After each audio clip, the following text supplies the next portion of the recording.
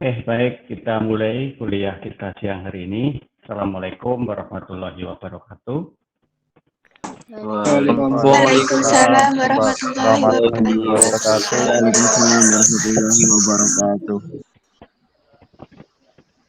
Alhamdulillah wa syukurillah, la haula wala quwata illa billah.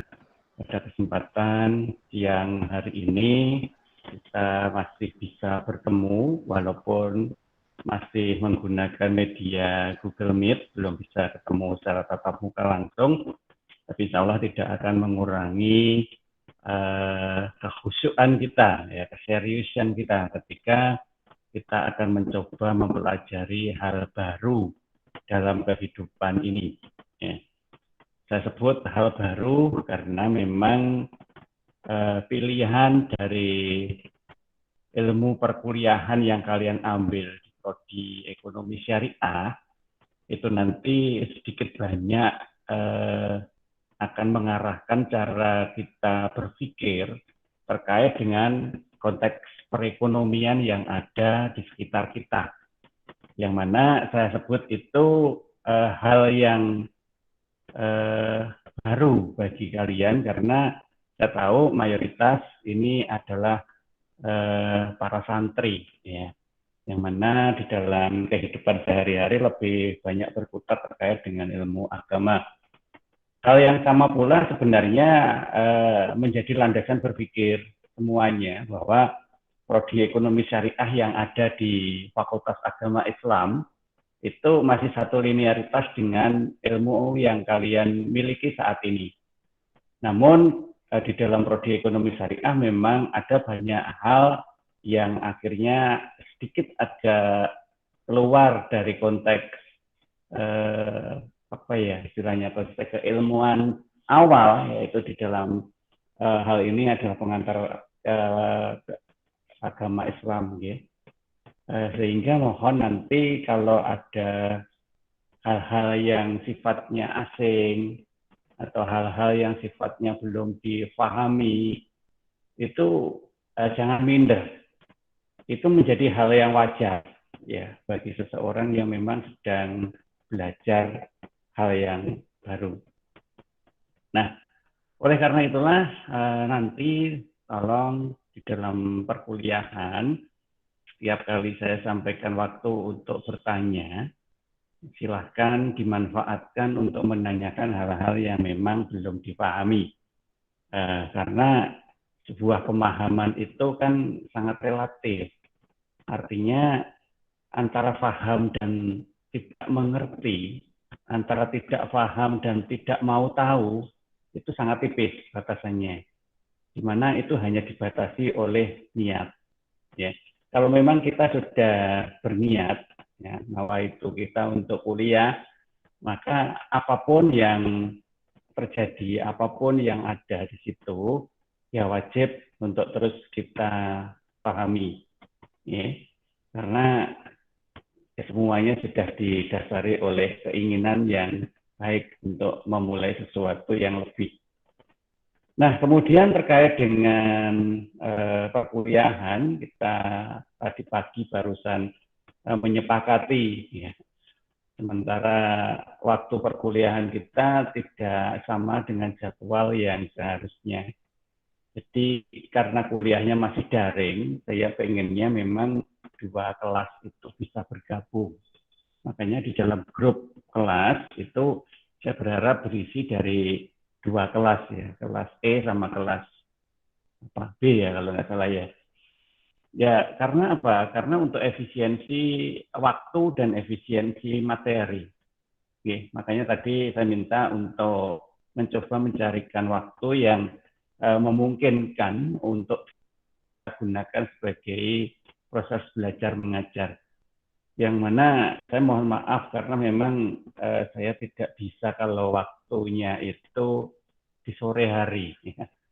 Ya, banyak alasan sebenarnya, ya, tapi secara prinsip lebih mengedepankan pada masalah jadwal saja. Sehingga alhamdulillah kita sepakati untuk ke depan kuliah pengantar akuntansi akan kita lakukan setiap hari Senin pukul 13.00 waktu Indonesia bagian Barat. Ya, sesuai dengan materi yang ada. Nah, materinya yang mana? Materinya ada di RPS yang tadi saya share di grup. Ya, silahkan nanti dibaca dan coba dipahami. Ya, walaupun masih belum belum banyak yang bisa diketahui. Ya karena apa? Karena ya memang masih baru ya. Ya nggak apa-apa. Nanti sedikit demi sedikit saya akan menuntun proses perkuliahan ini supaya kita bisa mengetahui materinya. Kalau tadi belum sempat buka di grup, ya ini saya share screen, bisa kelihatan ya dari sana ya. Nanti kalau ada yang nggak bisa lihat atau nggak dengar suara saya, tolong disampaikan ya, karena saya tidak tahu. Ada beberapa materi yang nanti bisa kita pakai untuk pembelajaran ke depan. Ya, monggo nanti kita menyesuaikan waktu saja. Ya, harapan saya sih materi ini bisa tersampaikan semua. Tapi kalau tidak memungkinkan, ya nanti kita akan memilihkan materi yang paling urgent saja. Ya, yang mana di dalam akuntansi itu ada dua hal pokok yang paling urgent nanti. Yang pertama adalah pemahaman terkait dengan apa itu akuntansi secara teoritisnya, ya. Dan yang kedua adalah bagaimana teknis menggunakan akuntansi itu sendiri. Nah, ini loh yang dari awal tadi saya katakan memang kita akan menemukan hal baru, ya. Karena apapun yang ada di dalam konteks ini, saya rasa kok kalaupun ada yang sudah pernah mengetahui masih di sebatas pemahaman awal. Ya karena memang kalian tidak berada pada jalur itu. Kecuali kalau memang kalian adalah mahasiswa dari prodi akuntansi, lah itu ceritanya beda lagi. Nah, sehingga dari beberapa materi ini nanti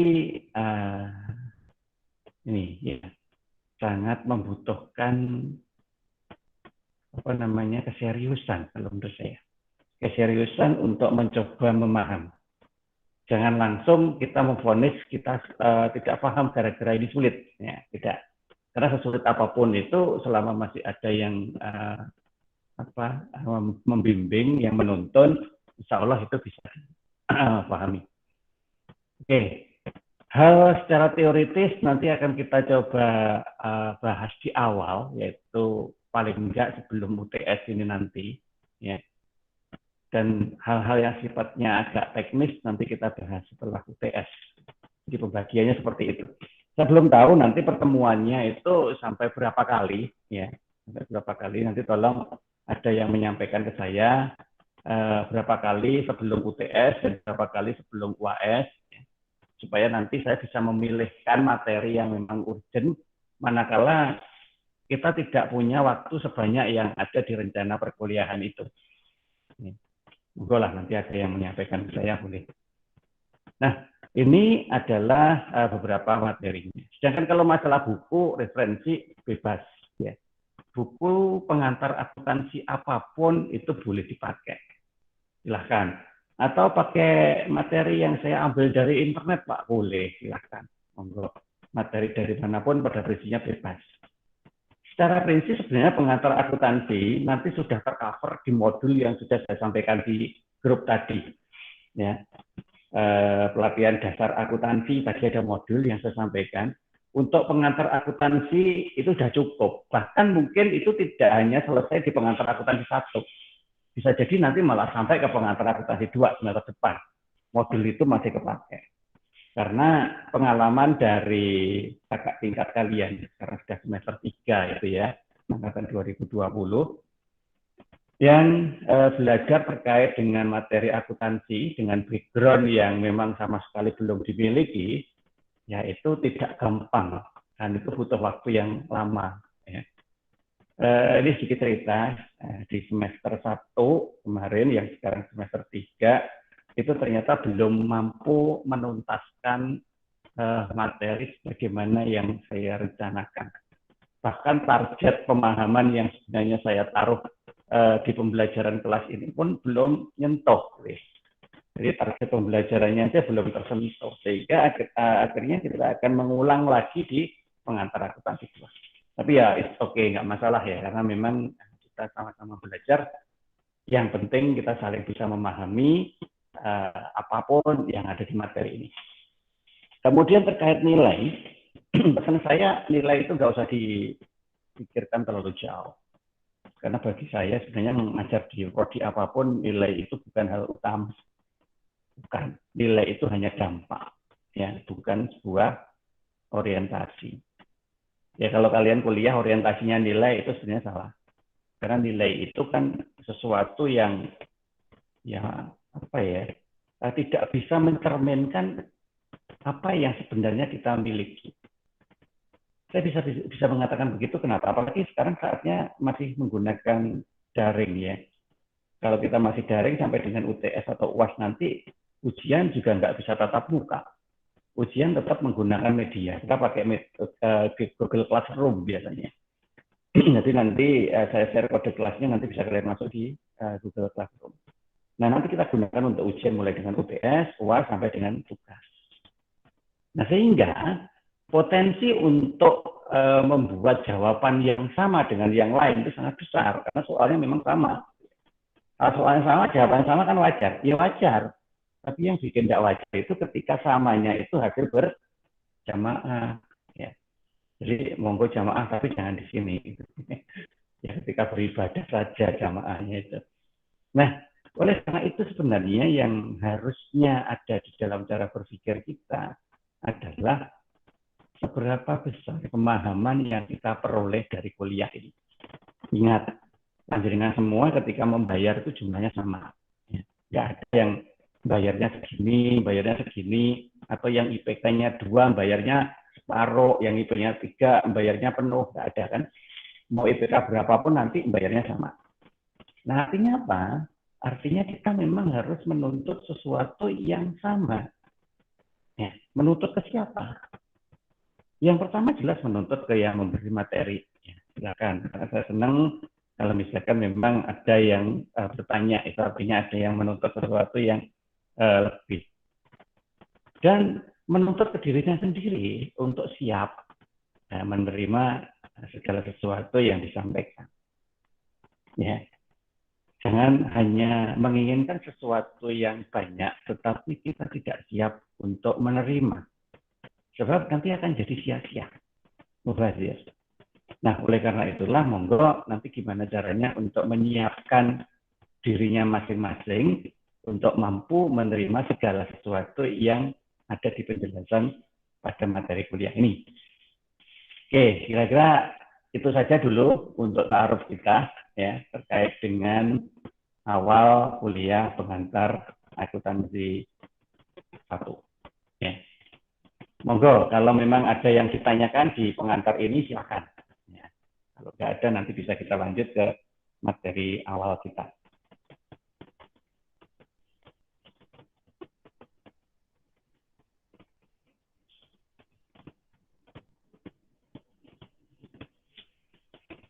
Oke, baik. Kalau memang belum ada yang ditanyakan, Pak Arif itu selalu husnudon kok sama mahasiswa itu. Husnudonnya begini, dan itu menjadi prinsip ketika mengajar. Selalu kita buka kesempatan untuk bertanya, tetapi kalau memang tidak ada yang ditanyakan atau silent, berarti bisa dipahami. Ya. Silent is understand. Oke, jadi prinsipnya itu. Jadi tolong nanti kalau belum understand, ya segera ask the question, tanya. Gitu. Oke, apa itu akuntansi? Sebelum kita bicara terkait dengan akuntansi lebih detail, insyaallah kita akan bahas di pertemuan yang akan datang kalau untuk detailnya akuntansi itu. Kita bicara dulu terkait dengan peran. Ya, peran akuntansi itu apa sebenarnya? Kita mempelajari sesuatu yang tidak ada gunanya. Kalau kita bicara sesuatu atau mempelajari sesuatu itu harus jelas untuk apa manfaatnya. Jadi secara prinsip begini dulu untuk kita mempelajari ini. Yang namanya kita hidup di dunia ini, ya menurut Al-Quran, itu sebenarnya hanya diminta melakukan dua hal. Ya, hanya dua hal saja. Yang pertama adalah diminta untuk beribadah dengan segala macam jenis ibadah yang bisa kita lakukan. Dan yang kedua diminta untuk bermuamalah. Karena Tuhan menciptakan manusia sebagai makhluk sosial. Berarti tidak bisa hidup sendiri. Jadi dia harus bisa berhubungan dengan manusia yang lain. Sehingga proses komunikasi dengan manusia yang lain itu juga sekaligus ketika dia harus melakukan proses transaksional. Nah, di dalam proses transaksional inilah nanti yang harus ada atau jelas aturan mainnya. Ya. Sama, ibadah juga begitu. Harus jelas aturan mainnya. Nah, dalam bahasa sederhana, kita menyebut aturan main dalam beribadah itu pada prinsipnya adalah semua itu dilarang, kecuali yang diperbolehkan. Ibadah begitu. Banyak hal dilarang dalam ibadah itu sendiri, kecuali yang memang diperbolehkan. Nah, sekarang siapa yang melarang, siapa yang memperbolehkan, dan itu ada di mana? Ya, tentunya Allah, ya kan? Ada di Al-Quran. Kita semua sudah tahu di situ apa yang diperbolehkan, apa yang dilarang dalam beribadah. Tetapi di muamalah justru kebalikannya. Pada prinsipnya itu semua diperbolehkan. Apapun boleh. Karena manusia itu diciptakan sebagai makhluk yang bebas. Free will, berkehendak bebas. Ya. Tetapi harus tahu mana yang tidak diperbolehkan. Ya, jadi di muamalah itu pada prinsipnya semua itu diperbolehkan kecuali yang dilarang. Kalau di ibadah itu semua dilarang kecuali yang diperbolehkan. Nah, prinsip dasarnya seperti itu aja. Jadi kita nggak usah dulu berpikir tentang sesuatu yang jauh. Kita berpikir dulu untuk gambaran awalnya itu sesuatu yang prinsip dulu. Nah, kita tidak membahas terkait dengan ibadah. Ya, insya kalian semua sudah lebih paham. Nah, sekarang kita bicara terkait dengan muamalah. Atau dalam bahasa ekonomi disebut dengan nama bisnis. Ya, bisnis. Itu sebenarnya adalah bagian dari muamalah. Nah, ketika kita bermuamalah, di mana salah satu aktivitas dalam bermuamalah itu adalah kegiatan bertransaksi. Maka di dalam transaksi itu ada aturan main yang memang diwajibkan untuk dijalankan. Kalau kita ambil Al-Quran sebagai dasar untuk aturan mainnya, kalian bisa baca surat Al-Baqarah ayat 282. Nanti coba dibaca artinya saja ya. Kalau dibaca Arabnya kan untuk ngaji. Yang sekarang ngajinya adalah ngaji arti. Jadi di situ artinya dalam bahasa Indonesia dalam tulisan Latin tolong dibaca. Allah sudah jelas menyuruh orang untuk melakukan hal itu ketika melakukan aktivitas transaksional dalam muamalah. Nah, salah satunya yang diwajibkan Allah dalam Al-Baqarah 282 adalah pencatatan. Hendaklah salah seorang di antara kamu mencatatnya dengan benar. Nah, mencatat dengan benar. Kalau kita tafsirkan yang namanya benar, itu kan sangat relatif. Benar itu yang bagaimana. Nah, oleh karena itu, maka dalam pemahaman standar kita di bidang ekonomi, maka benar itu ketika sudah sesuai dengan indikator yang ditetapkan atau sudut pandang yang digunakan. Nah, sudut pandang yang digunakan di sini secara garis besar adalah proses. Jadi yang lebih dipentingkan adalah kegiatan dalam berproses.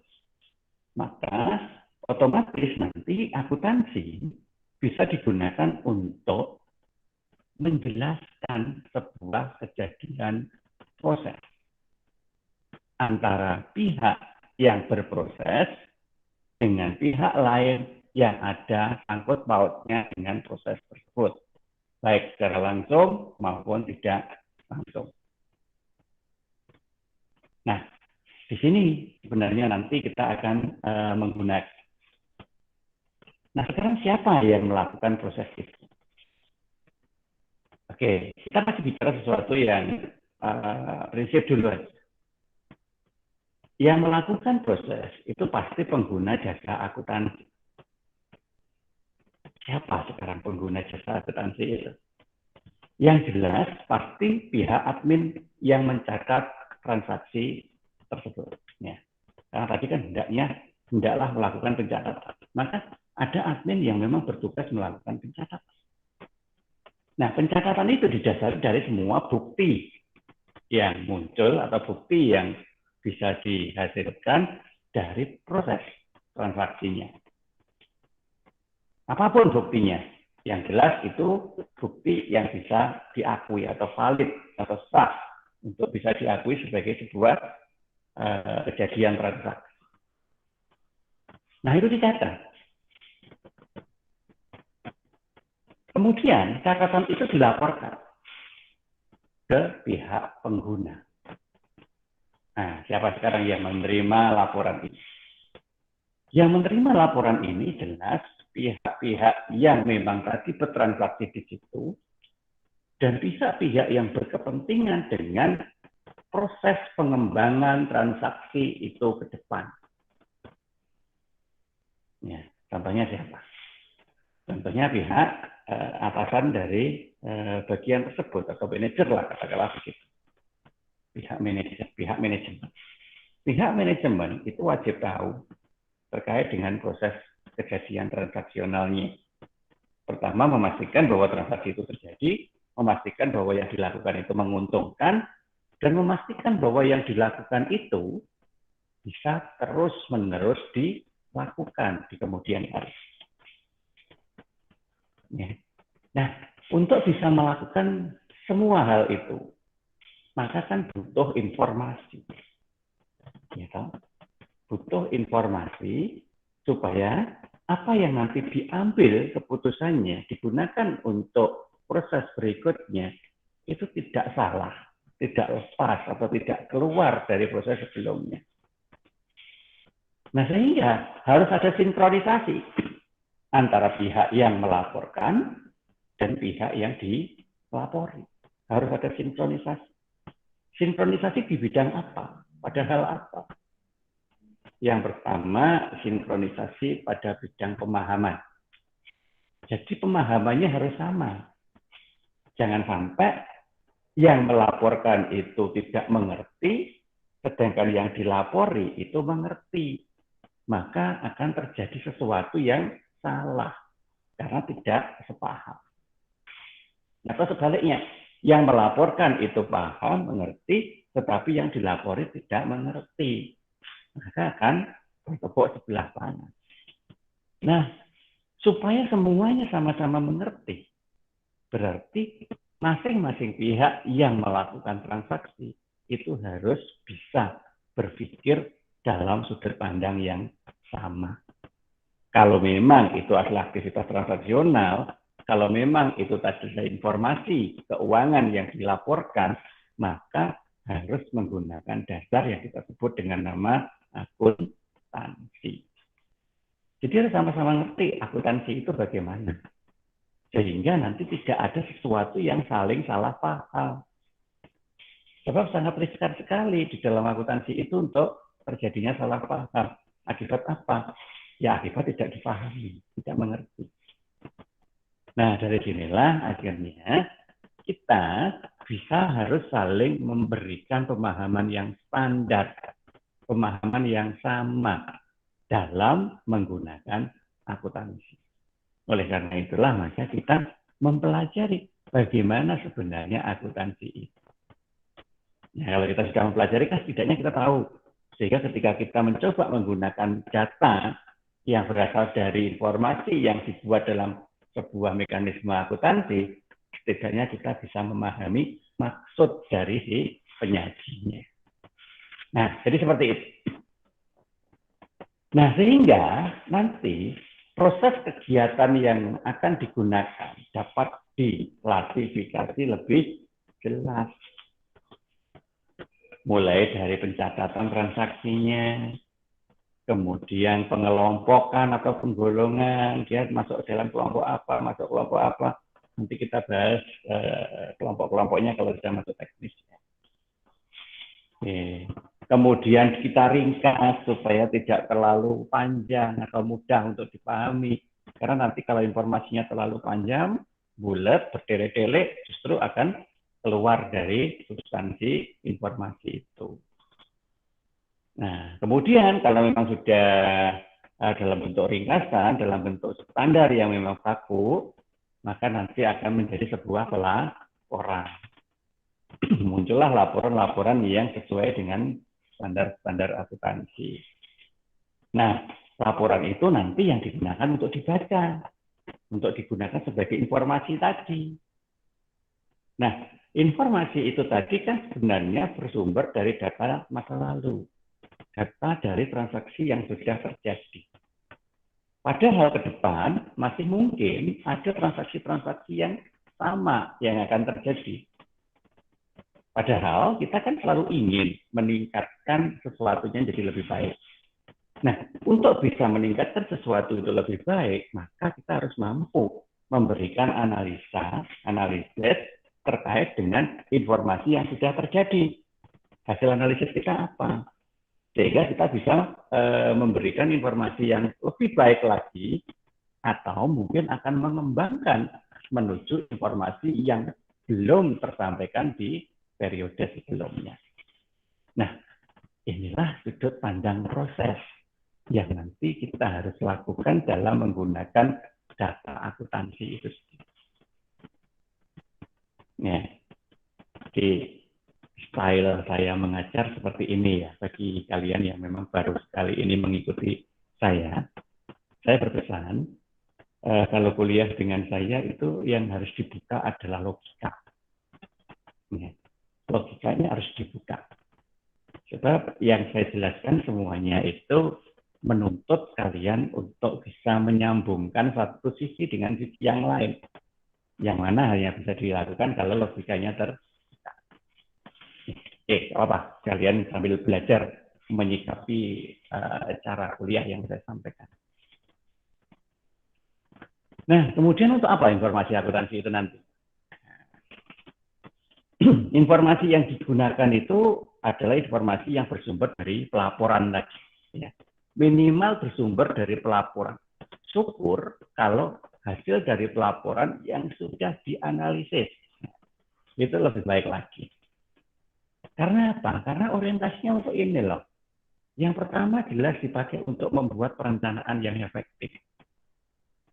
Perencanaan yang efektif itu adalah sebuah perencanaan yang didasari atas sesuatu yang sudah terjadi, disusun berdasarkan standar yang berlaku, bisa digunakan oleh pihak yang menjalaninya. Ya. Apik, tapi kalau nggak bisa kepakai, ya percuma. Gitu ya. Tapi jelek, bisa menggunakan, itu lebih baik. Karena apa? Bisa dikembangkan. Sehingga baik atau enggak itu nggak usah dimulai dari awal. Baik atau enggak itu ditentukan oleh proses. Sehingga lebih baik selama memang kita sudah memiliki niat, selama kita sudah memiliki materi, dan selama kita sudah memiliki pengetahuan, baik itu nanti lengkap atau tidak, yang penting jalan dulu. Ya. Sehingga nanti ketika sudah jalan, ada pihak yang akan berkontribusi untuk ikut membantu. Nah, akhirnya proses-proses itu nanti akan digunakan sebagai sebuah standar untuk mengadakan pengawasan, controlling, ya, pengawasan, pemantauan. Karena dari situlah nanti bisa diambil sebuah keputusan ekonomi yang tepat. Tidak gerambiang, tidak berbasis kiro-kiro, tidak berbasis praduga. Nah, informasi yang tepat, informasi yang valid, itu nanti akhirnya bisa digunakan untuk sebuah proses pertanggungjawaban. Kenapa? Karena memang yang namanya informasi itu adalah sebuah bentuk tanggung jawab kita atas apa yang sudah kita lakukan. Ya kan? Tanggung jawab itu ada dua kalau menurut saya. Tanggung jawab yang horizontal dan tanggung jawab yang vertikal. Kalau yang horizontal itu tanggung jawabnya hanya sebatas minanas. Sedangkan kalau yang vertikal itu sudah minallah. Ya, ingat, karena ini tadi adalah bagian dari muamalah. Muamalah itu siapa yang nyuruh Allah. Jelas kalau yang nyuruh Allah tanggung jawabnya sama siapa.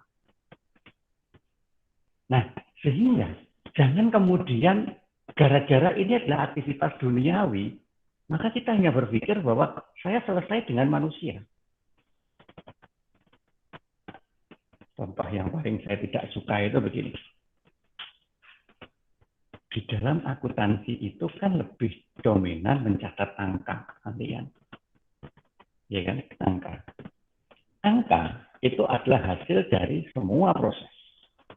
Bisa jadi angkanya itu nanti ada bukti per transaksinya, ada juga yang tidak ada bukti transaksinya, karena hasil dari sebuah perhitungan. Kalau kita bicara perhitungan, itu pasti di dalamnya ada asumsi. Nah, ketika kita menyusun asumsi ini yang paling saya tidak suka, jika hanya berdasarkan perkiraan, tidak ada reason atau tidak ada alasan yang tepat untuk membangun asumsi. Nah, karena namanya perkiraan, maka ya suka-suka dong. Suka-suka. Mau saya tulis berapapun, suka-suka. Patut, nggak patut, urusan nanti. Yang penting sudah saya bisa tulis. Nah ini, yang penting itu bisa memunculkan bentuk angka. Nah, ini yang paling tidak suka. Mengkuantifikasi sesuatu yang tidak pada tempatnya. Memang benar harus terkuantifikasi, memang benar harus dalam bentuk angka. Tetapi kalau angka itu tidak logis, tidak pada tempatnya, berarti kan di situ sudah ada kebohongan. Nah, kita kadang berpikirnya beginilah, orang yang ngerti. Ini kan sama-sama dengan si itu, si orang itu. Orang itu loh juga menggunakan hal yang sama. Dia melakukan juga seperti itu. Berarti kan dia sudah setuju kalau saya juga melakukan seperti itu. Saya kira-kira seperti ini sudah setuju. Ingat. Hasil kira-kira itu nanti akan terus berjalan menjadi sebuah informasi. Informasi itu dibaca orang. Ya, kalau orang yang membaca itu juga bisa mempunyai cara berpikir yang sama. Kalau orang itu terlalu percaya dan menganggap bahwa informasi itu valid secara benar, kemudian dia mengambil keputusan dari informasi itu, dan ternyata meleset. Kan nggak mungkin kita terus kemudian merasa bersalah. Terus kita minta maaf, salahkan saya Pak, saya yang melakukan itu sehingga Bapak meleset informasinya. Nggak mungkin. Ya kan? Yang meleset itu kan mungkin banyak pengaruh, banyak faktor, sehingga kita beralasan untuk memenangkan diri kita sendiri. Bahwa itu dianggap kesalahan kondisi, bukan kesalahan pihak yang menyusun. Nah, inilah pertanggungjawaban sesama manusia. Pasti ada bolongnya. Nah, kalau sudah seperti itu, bisakah kita mengatakan dia dizolim? Padahal kita tidak bermaksud untuk menzolim. Hanya gara-gara kita terlalu sederhana dalam membangun asumsi kezoliman demi kezoliman itu muncul. Hati-hati. Nah, di sini loh beratnya. Kenapa? Kalau kita tidak berpikir bahwa di atas sana itu ada Allah, ya nggak apa-apa, nggak apa-apa. Nggak apa-apa, salah ya nanti minta maaf. Selesai. Tapi kalau di sana ada Allah, dan kita tetap memaksakan bahwa ini benar dalam versi kita sendiri. Nah, ini yang bahaya. Nah, oleh karena itu, Pak, ya ini bukan kok saya itu memberikan sesuatu yang berat di awal, tidak ya. Saya cerita apa adanya. Sesuai dengan kenyataan bahwa akuntansi itu memang kompleks. Ya, akuntansi itu kompleks. Oleh karena itu, supaya kezaliman demi kezaliman yang walaupun itu tidak kita sengaja itu nanti tidak akan terjadi, maka kita harus mempunyai dasar yang jelas. Minimal dasar yang jelas itu adalah dasar yang sesuai dengan ketentuan yang ada dalam konteks keilmuan akuntansi itu sendiri. Jadi kalian benar ketika belajar di sini. Setidaknya suatu saat nanti kalian berada pada wilayah-wilayah kegiatan seperti itu, kalian punya dasar dan menjaga kezaliman itu tidak akan terjadi. Oleh karena itu apa yang harus dilakukan? Satu, mampu mengidentifikasikan data mana yang berkaitan atau relevan dengan keputusan yang akan diambil. Jadi dengan alasan apapun jangan sampai kemudian kita mengada-adakan data atau memberikan data yang tidak valid. Kemudian memproses atau menganalisis data yang relevan. Artinya memproses itu harus dengan metode yang benar. Maka nanti kita akan pelajari metode apa aja di masing-masing bagiannya. Dan harus mampu mengubah data menjadi informasi yang bisa dipakai untuk mengambil keputusan. Saya rasa untuk mahasiswa seusia kalian semua, setidaknya secara logika kita sudah bisa memberikan gambaran bahwa seperti apa sih mengubah informasi itu untuk mengambil keputusan. Tadi pagi sudah kalian lakukan, ya kan? Contohnya tadi pagi aja ketika saya minta untuk jadwalkan, ya. Dari semua di antara kalian itu kan punya beragam kepentingan, beragam kesibukan. Makanya gimana caranya supaya kita bisa ketemu bareng. Nah, akhirnya saya memberi informasi, maaf Bapak, saya nanti akan mencoba masuk di jadwalnya Pak Sugeng. Nah, itu informasi. Nah, kalian mungkin hanya sekedar ngabari, tetapi bagi saya itu adalah sebuah informasi, sehingga saya akan mengatur jadwal saya. Jika Pak Sugeng berkenan, saya bisa pakai jadwalnya seperti hari ini, maka saya akan menentukan jadwal itu pada saat ini, sehingga saya akan menata jadwal saya yang lain. Nah, seperti ini tadi. Kebetulan saya pas rapat, undangan rapat sudah ada mulai minggu yang lalu. Kesepakatan kuliah, kita mulai hari ini. Ya, harusnya kan saya mengepentingkan rapat dulu, tetapi tidak, karena memang semuanya adalah tanggung jawab. Sehingga nanti saya berbagi. Oke, kalau begitu saya datang rapat jam berapa? Saya nanti keluar rapat jam berapa? Ketika di rapat saya harus menerima apa, saya menyampaikan apa. Nah, itu sebuah hal yang saya pikirkan ketika kalian tadi ngabari, oh bisa Pak, kita kuliah jam 13 pasang-pasang hari Senin. Nah, itu loh sebenarnya yang saya sebut sebuah informasi yang bisa dipakai untuk mengambil keputusan. Kalau di bidang keuangan gimana? Ya, misalkan begini, kalian katakanlah ngelola suatu usahanya pondok. Ya, katakanlah pondok punya apa, misalkan isi ulang gitu ya, air minum isi ulang misalkan gitu. Siapa yang ngelola kalian? Salah satu. Diamanai ini, tolong ya dikelola dengan baik. Oke. Suatu ketika Ustadz tanya, Mas, kita sebenarnya punya usaha isi ulang itu menguntungkan apa enggak sih? Pertanyaannya sederhana, menguntungkan atau tidak? Jawabannya juga cuma dua, menguntungkan atau tidak. Tetapi kan sebagai orang yang memang mempunyai kemampuan intelektualitas yang baik, semua jawaban itu kan pasti ada dasarnya. Nggak hanya sekedar kira-kira. Ya kira-kira untung tat. Lah itu loh, apa yang beli itu banyak Mereka beli semua ke sini. Nah, jadi ngelihat untungnya itu hanya karena beli semua di situ. Gitu. Apa benar kalau semua membeli di situ pasti untung? Apa datanya untuk bisa kita pakai mengatakan bahwa itu untung? Nggak ada, nggak boleh, jadi nggak bisa juga. Hanya gara-gara yang beli banyak itu terus untung. Ya, belum tentu juga. Nah, paling tidak kita harus berpikir kalau yang beli banyak itu berarti kan operasional juga tambah. Nah sekarang tambahnya operasional sama tambahnya perolehan dari pembelian mereka itu cepetan mana? Nah, kalau belinya itu banyak tetapi operasionalnya itu lebih tinggi lagi ya tetap aja rugi. Nah seperti itu loh. Jadi kita bisa mencoba memberikan informasi yang jelas bahwa untung itu seperti ini karena ini menjadi seperti ini, ininya segini sehingga selisihnya jadi ini. Nah, tidaknya sederhana seperti itu. Nah, bagaimana bisa kita melakukan seperti itu kalau kita tidak belajar cara bermuamalah yang benar.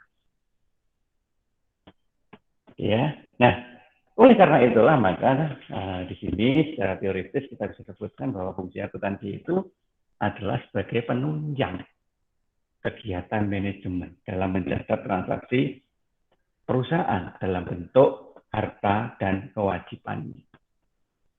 Ya. Harta itu yang apa?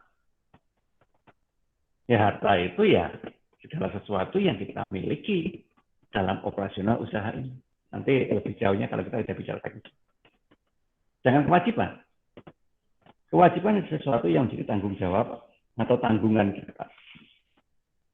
Nah, oleh karena itulah maka nanti di sini kita harus tahu jumlahnya supaya kita bisa menetapkan bahwa sebenarnya di dalam seluruh harta kita ini apakah semuanya itu milik kita sendiri secara materi ya, milik kita sendiri secara modal materinya, atau mungkin ada keikutsertaan dari pihak lain yang masuk ke dalam aset kita ini tadi atau kekayaan harta kekayaan kita ini tadi. Nah, sehingga kalau memang itu semua bukan milik kita sendiri, ada beberapa harta yang sebenarnya itu masih secara kepemilikan itu dimiliki oleh pihak lain, maka kita ya tidak boleh mengakui bahwa seluruh harta ini adalah milik kita sendiri. Maka kita harus mengkelompokkan yang milik kita sendiri nanti kita anggap sebagai modal kita, sedangkan yang milik orang lain mungkin kita anggap itu sebagai kewajiban yang harus kita kembalikan atau gampangan disebut hutang. Gitu. Nah, di sini loh fungsi yang sebenarnya. Saya izin sebentar ya, ini ada yang mencari. Nanti saya akan kembali setelah pesan-pesan berikut ini.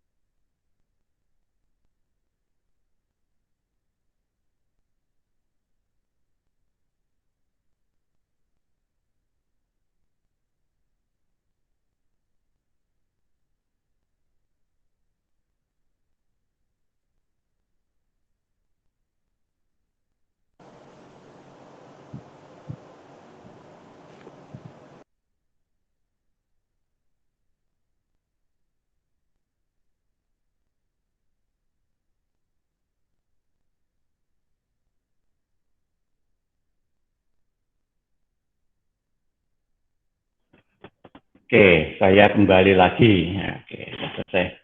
Kita lanjut materi kita lagi. Kalau memang ada yang mau ditanyakan, monggo ya, nggak menunggu akhir kuliah juga nggak apa-apa, silahkan.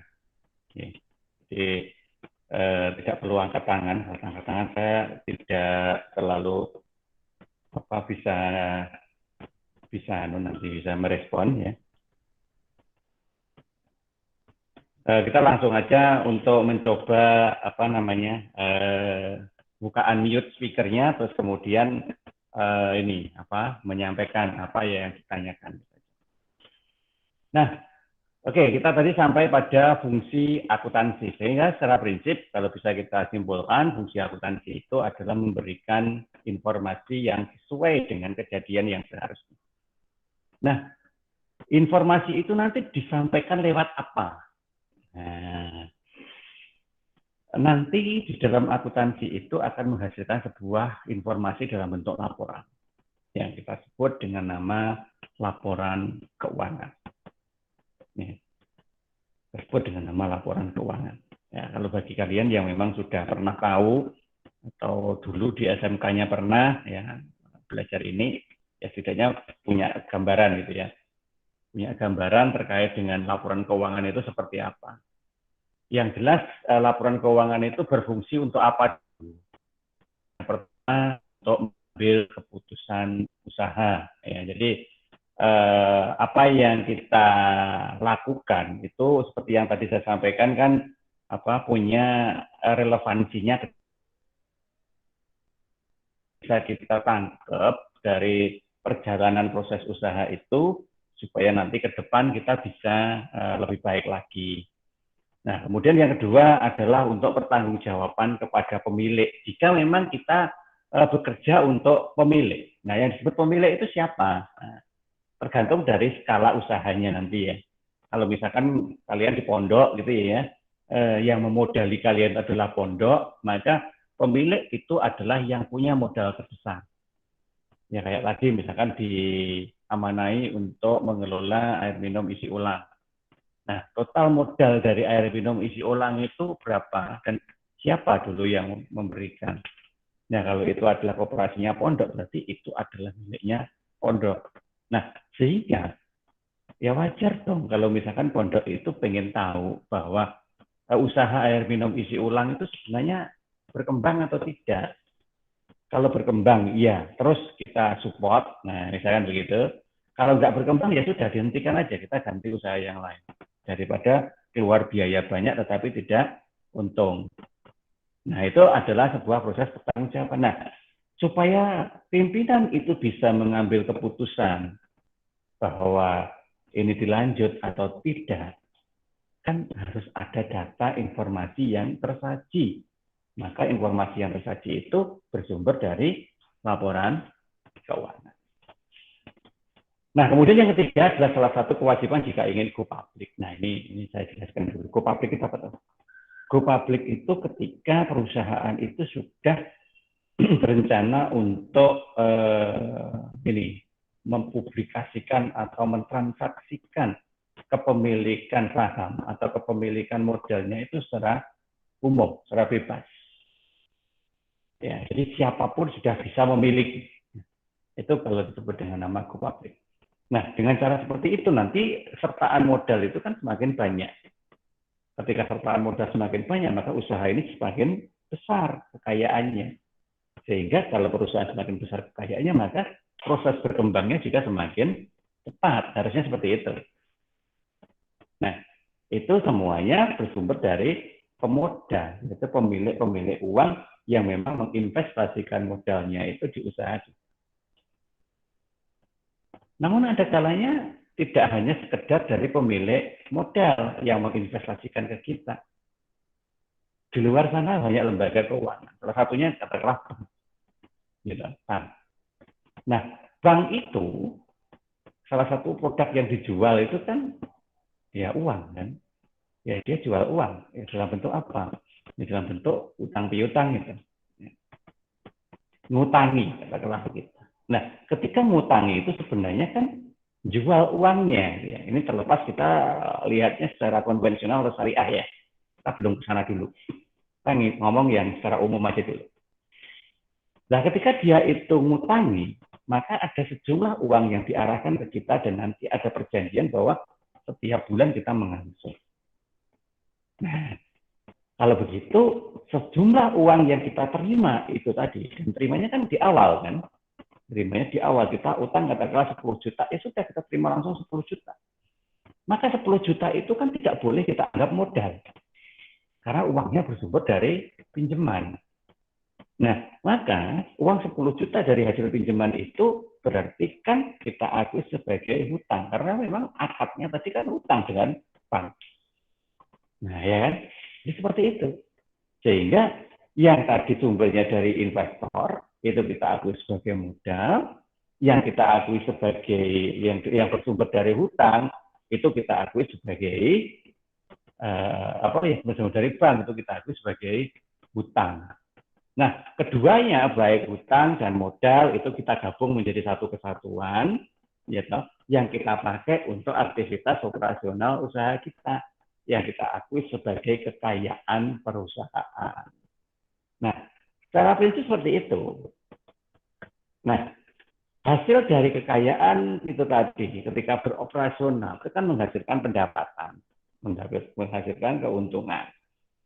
Nah, disinilah kemudian ada dua pihak yang berperan dari hasil keuntungan kita itu tadi. Yang pertama karena kita itu tetap di bawah naungan pemerintah, maka ya jangan lupa untuk melakukan penyisian untuk pembayaran pajak ya, sesuai dengan jenis pajak yang harus kita bayarkan. Yang pertama. Dan yang kedua, sebagai umat Islam, yang mana wajib untuk berzakat, ya, sebagai salah satu dari rukun Islam kita, maka ya harus mengeluarkan zakat. Bahkan sekarang kabar baiknya, zakat yang dibayarkan oleh kita melalui lembaga amil zakat infak sedekah yang benar itu artinya yang disahkan oleh pemerintah ya. Kita kayak Lazismu misalkan seperti itu. Maka bukti dari pembayaran zakat itu bisa dipakai sebagai pengurang pajak. Nah, jadi kalau misalkan kita nggak ikhlas bayar pajak, ya bayar aja zakat yang banyak ya, supaya apa? Nanti paling tidak zakat itu akan dipakai untuk mengurang pajak, sehingga pajak kita kecil. Kecilnya itu bukan karena kita merekayasa laporan untuk pajak, tapi kecilnya karena sebagian dari pajak itu kita pakai untuk zakat. Nah, ini informasi yang nanti kita bisa gunakan dari laporan keuangan. Nah, dari cerita-cerita saya yang seperti tadi, akhirnya kita bisa memberikan garis besar bahwa sebenarnya fungsi dasar akuntansi itu untuk apa. Nah, yang pertama, yang paling penting itu adalah menciptakan tatanan yang baik. Ya, ingat, tadi saya sampaikan di awal, kalau manusia itu adalah makhluk bebas, free will, artinya dia punya kehendak bebas. Kita coba ingat kisah Nabi Adam. Jika Nabi Adam itu bukan manusia yang berkehendak bebas, maka Nabi Adam tidak akan pernah menyentuh yang namanya buah kuldi. Karena apa? Sudah dilarang. Jangan sekali-kali dekati. Dekat aja nggak boleh. Apalagi kok makan. Nah, kenapa kok Nabi Adam makan buah kuldi? Jangan dikembalikan ke Allah ya. Itu sudah sunatullah, qadarullah. Ya jangan begitu. Selesai semuanya kalau kita bicara itu qadarullah ya. Nggak boleh. Kita sedang bicara terkait dengan aspek logisnya. Ya tadi, kenapa Nabi Adam ngambil buah kuldi? Ya karena Nabi Adam itu adalah manusia, yang mana Allah menciptakan manusia itu sebagai makhluk yang punya kehendak bebas. Oleh karena itulah kenapa Nabi Adam diturunkan ke bumi, turunkan ke dunia. Ya kalau dalam bahasanya itu adalah hukum. Ya, bahasanya adalah hukuman. Kalau kita ambil bahasa hukuman dalam konotasinya, berarti semua manusia yang ada di bumi adalah manusia yang dihukum dong. Ya, kita semuanya itu berarti kan dalam masa hukuman kalau begitu.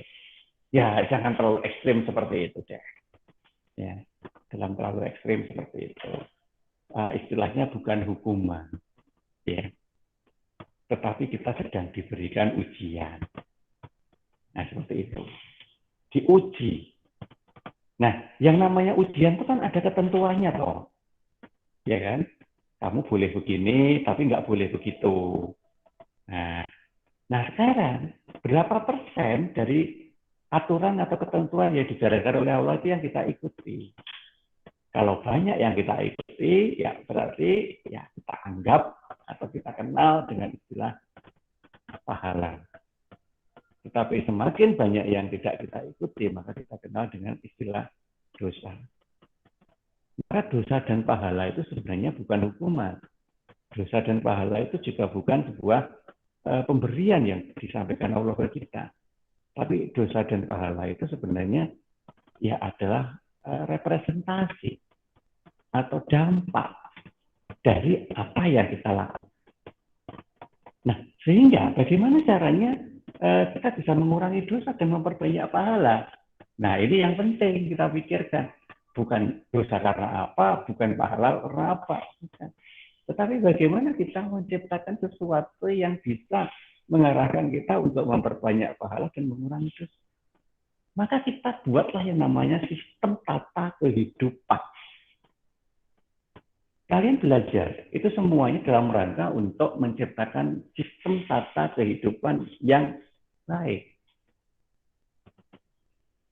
Nah, itu kalau dalam bahasa yang luas, deh.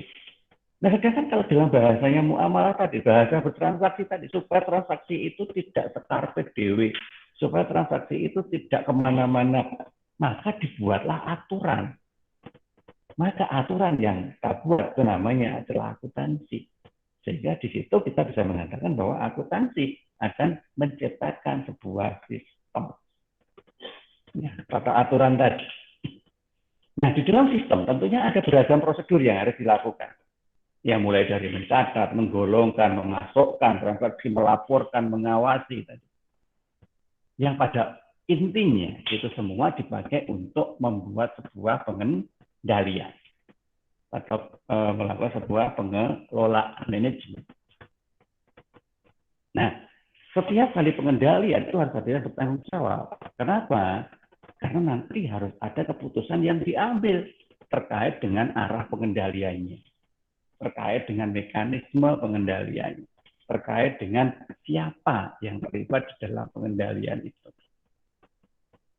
Nah, itu semua baru bisa kita proses, kita lakukan, manakala kita sudah memiliki data yang akurat terkait dengan segala sesuatu yang ada di dalam transaksi itu sendiri. Ya. Nah, yang jadi pertanyaan berikutnya adalah apakah proses yang kita ciptakan itu nanti akan bertahan dengan konsisten.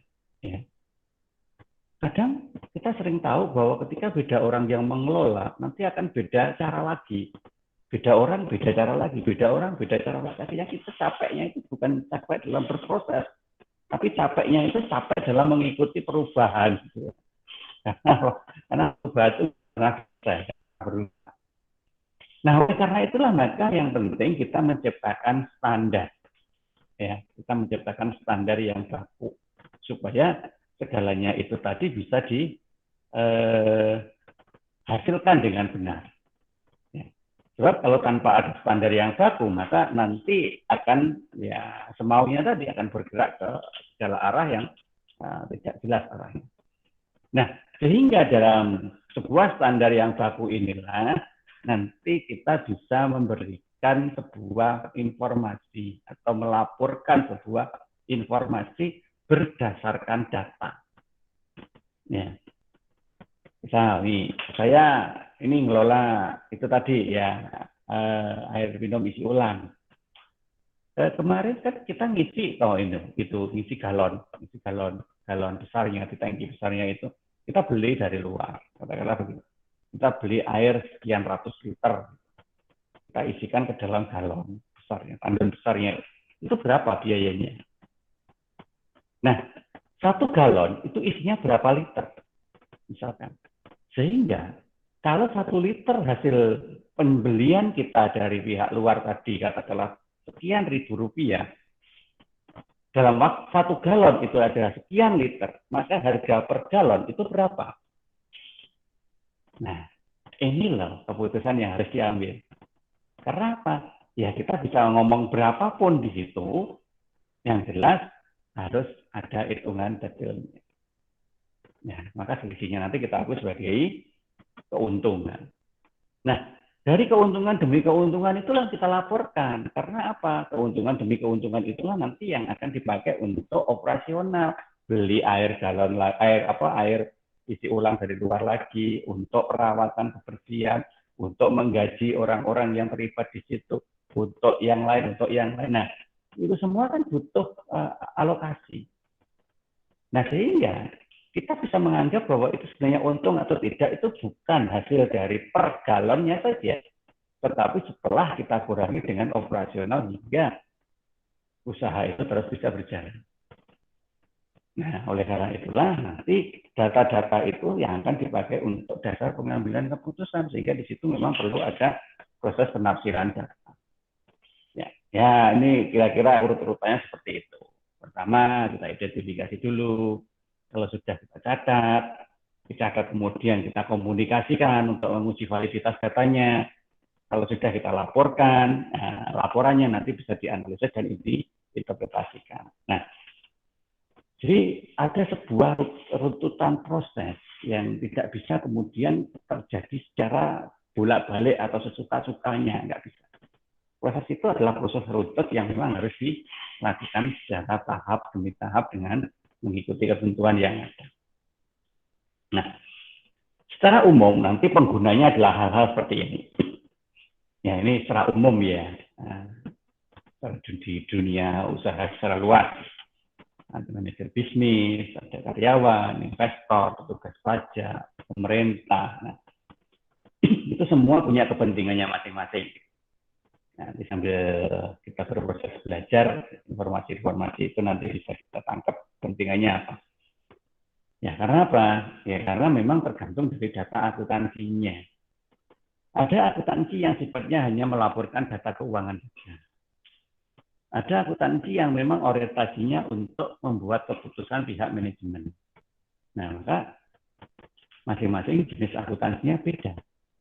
Nah, jenis akuntansi itu dibidangi oleh akuntansi yang berbeda pula. Akuntansi keuangan, berarti ya memang hanya melaporkan data keuangan saja, baik untuk pihak eksternal atau mungkin untuk pihak internal.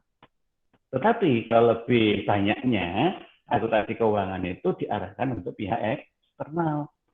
Karena apa? Karena menunjukkan kinerja keuangan dari usaha ini selama 1 tahun.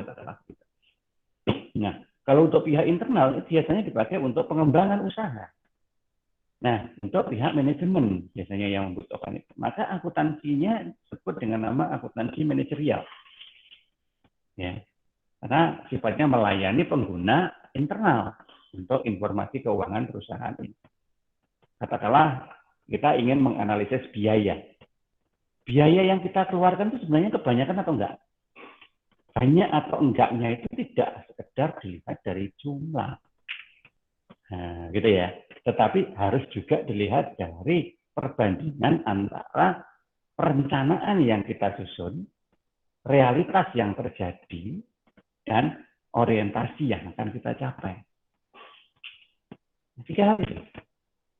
Nah, kalau semuanya itu memang sudah sesuai, ya, sudah mempunyai konteks yang linier, maka kita bisa menganggap bahwa hal itu bisa dilakukan. Nah, oke, jadi seperti itu. Nah, sedangkan pihak yang menyusun laporan keuangannya itu disebut dengan nama akuntan. Ya. Nah, akuntan itu juga digolongkan dalam banyak aspek, nanti tergantung dari lingkup pekerjaannya. Tapi ya kalau kalian nggak usahlah untuk berpikir untuk ke arah itu ya. Untuk kalian berpikir untuk mengetahui dulu aja sehingga kalau diberi amanah di bagian itu kita tahu. Nggak usah sampai mengarah ke profesi. Sebab kalau sudah mengarah ke profesi itu linearitas pendidikannya juga dipertanyakan. Juga harus sesuai. Nah, karena sekarang kalian memilih jurusan dari ekonomi syariah, akuntansi hanya salah satu materi yang ada di kuliah ekonomi syariah, ya sekedar mengetahui sehingga kita bisa memakai akuntansi itu untuk menjalankan amanah. Itu aja dulu ya. Ini sekedar tahu dulu aja. Ya. Akuntan itu adalah pihak yang memang menyusun laporan keuangan. Jasanya apa? Juga bisa melakukan audit. Audit itu pemeriksaan. Ya. Jadi mengawasi apakah laporan yang disusun yang ada di dalam laporan tersebut sudah sesuai dengan standar yang berlaku atau tidak. Jasa pajak ya, untuk coba mengklarifikasi ketentuan pajak sudah dijalankan dalam laporannya atau belum. Penasehat atau konsultan ya itu dipakai sebagai pihak yang nanti akan membantu proses pengelolaan usaha. Akuntan swasta itu bebas ya, itu bebas untuk membantu pihak siapapun karena sifatnya berbasis sewa ya. Bisa disewa untuk memeriksa, bisa disewa sebagai konsultan. Nah, sehingga nanti orientasi utama yang memang harus dihasilkan itulah yang harusnya menjadi sebuah poin penting ketika kita bicara di dalam akuntansi itu. Nah, ini adalah orientasi yang dijalankan berdasarkan sebuah mekanisme prosedur akuntansi yang benar. Ya, ada urut-urutan yang bisa kita pakai sebagai panduan di situ, ya, di mana itu nanti adalah sebuah mekanisme komunikasi mulai dari akuntan yang menyediakan data tadi dengan pihak eksternal yang membutuhkan informasi datanya. Ya, yang pertama adalah mengidentifikasi siapa nanti yang akan pakai. Nah, karena sebelum membuat laporan, kita harus tahu dulu laporan itu nanti siapa yang baca. Supaya apa? Supaya kita bisa memaksimalkan informasi yang relevan dengan yang akan membaca tadi. Kemudian yang kedua, mengevaluasi kebutuhan informasi dari pemakai. Nah, mereka apa aja yang dibutuhkan. Mereka ingin tahu terkait dengan apa saja. Nah, nanti kita akan lebih banyak titik beratnya fokus ke informasi itu. Nah, kemudian kalau sudah kita kenal semuanya, baru kita rancang sistem informasi akuntansinya.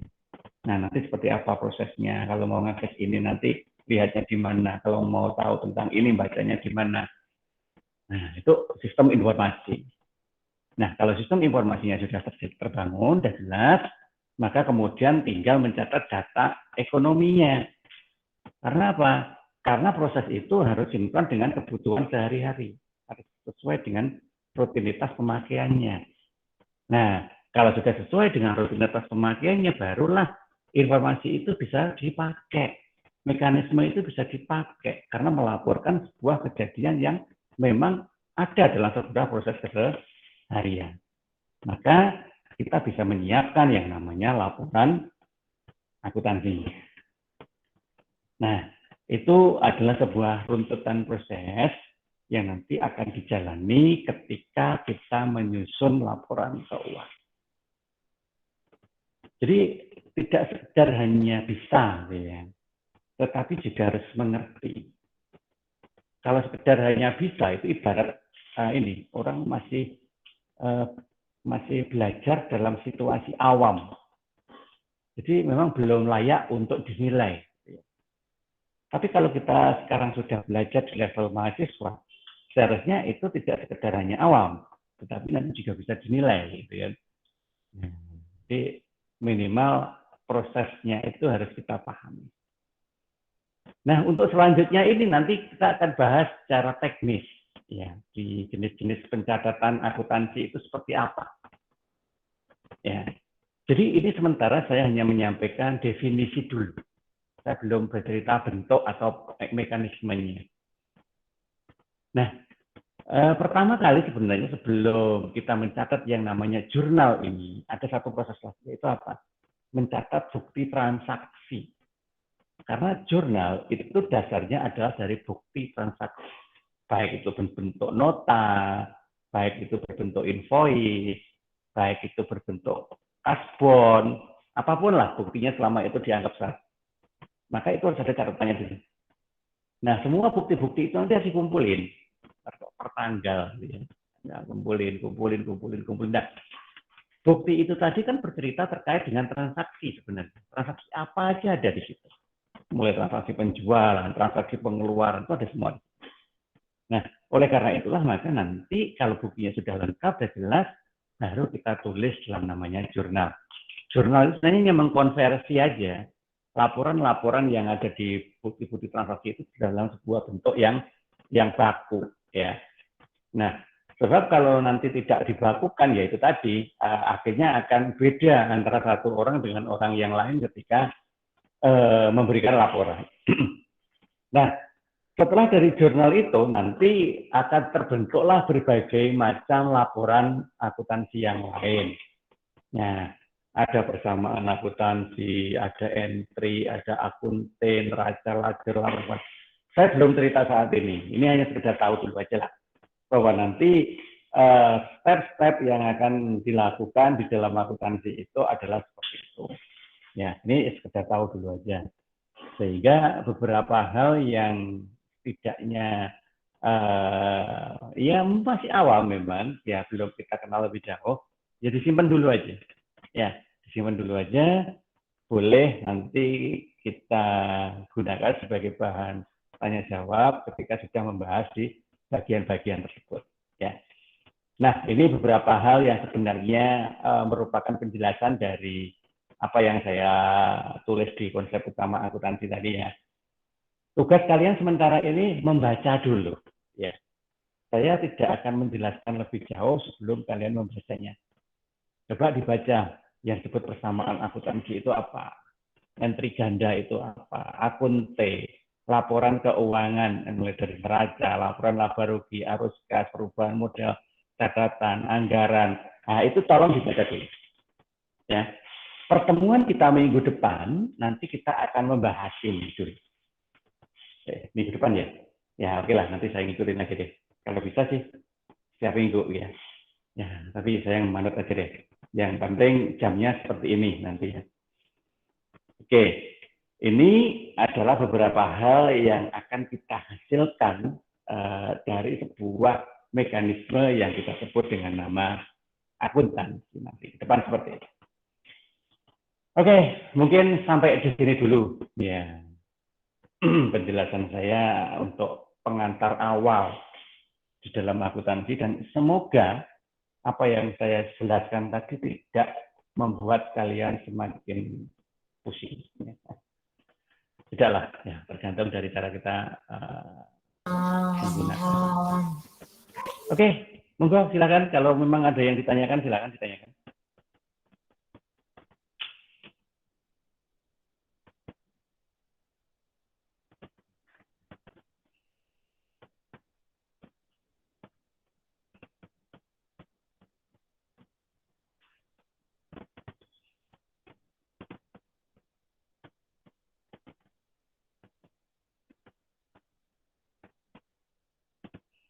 Oke, kalau memang tidak ada yang ditanyakan, ya oke, apa-apa. Kalau mungkin belum terpikirkan sekarang, ya ditanyakan nanti aja, nggak apa-apa. Di WA kan di grup, ya, supaya yang lain juga bisa mengerti terkait dengan penjelasannya. Atau kalau sifatnya personal, ya nggak apa-apa, langsung di WA kan ke saya. Baik, sementara sampai di sini dulu penjelasan kita awal terkait dengan akuntansi, masih di pengenalan awalnya. Insyaallah nanti step by step ya, setiap pertemuan kita upgrade lagi pemahamannya, tambahin lagi pemahamannya, hingga nanti kita bisa menyelesaikan materi pengantar akuntansi yang harus kita bahas di semester ini. Terima kasih untuk semuanya. Mohon maaf jika memang ada yang kurang berkenan. Semoga apa yang disampaikan bermanfaat. Insyaallah kita ketemu lagi di pertemuan berikutnya. Kita akhiri. Oh ya, betul. Sorry, lupa. Sebelum saya akhiri, mohon absensinya jangan lupa, nggih. Absensi ada di Simtik.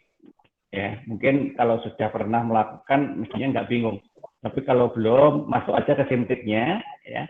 Kemudian cari absensi. Saya buka sampai jam 3:30, ya. Kalau lebih dari 3:30 berarti sudah off, nanti sudah close, maka dianggap tidak absen. Okay. Karena absen itu juga ada porsi untuk penilaian akhirnya nanti. Oke, jangan lupa untuk absensinya. Oke, baik. Nanti materi ini akan saya upload di YouTube, ya, dan link YouTube-nya akan saya kirim di grup. Kalau sudah selesai uploadnya. Terima kasih untuk semuanya. Saya akhiri. Assalamualaikum warahmatullahi wabarakatuh. Waalaikumsalam warahmatullahi wabarakatuh.